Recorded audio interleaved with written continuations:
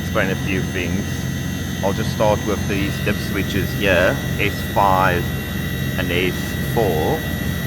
Just 4 things you could do with these dip switches. So on S4, if you change the second dip switch, this one here, the second one, number 2, if you change it to the on position, it will enter pump down mode. The second thing on this is force defrost. That would be the third one, just next to number 2, number 3 there.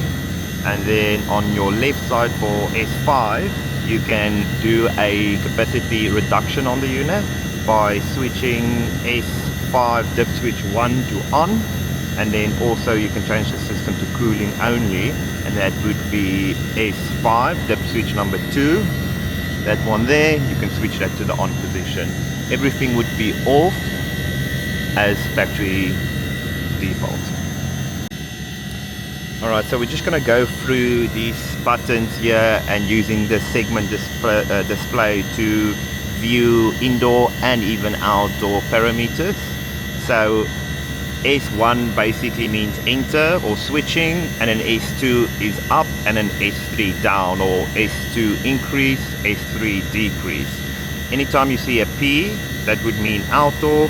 Anytime you see an A, that would mean indoor.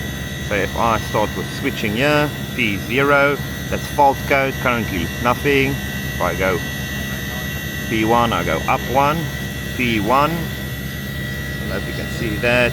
P1 would be compressor actual frequency. P2, that's driving frequency. P3, nothing. Jump to P4, that's compressor target frequency, it's currently 67. If we go to P5, that's discharge temp sensor, which is a bit hot.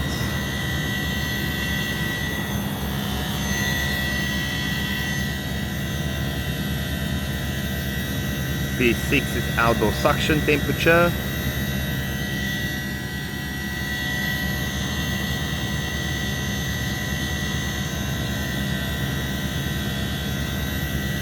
P7, outdoor coil temp.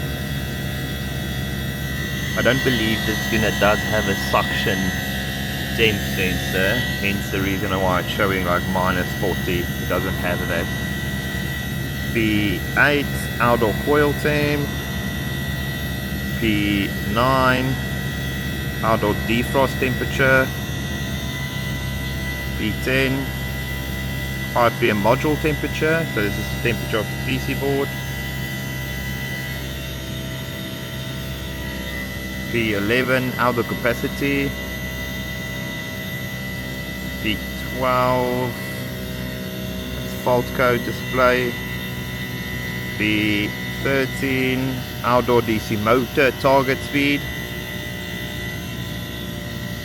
P14, this is all current inputs.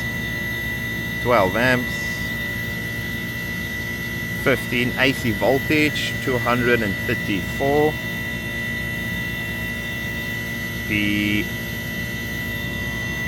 P16, that is your DC voltage 340 or 350.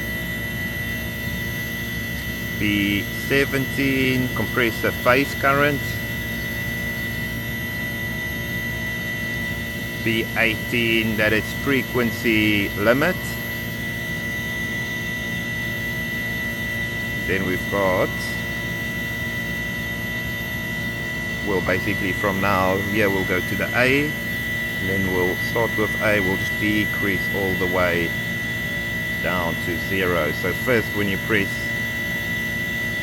your switch button, it will start with a P, which is outdoor. If you press it again, it will go to A as an example. But now it's an A, so we do A1, that's unit fault code, 0. A2, which is if this is a VRF unit, it would give you your actual EEV steps or valve opening. A3, it's nothing. A4, that's your, if it had a liquid pipe temp sensor, it would display there. doesn't. So a 6, that's indoor coil temp, which is 37. A 7, ambient temperature, so return air temp 22. A 8, set temperature, our set temperature is currently at 28 degrees. A 9, that's capacity of your indoor unit. A 10, that's fan speed, or basically sets of fan, the amount of fans it has. It's just one. That's it.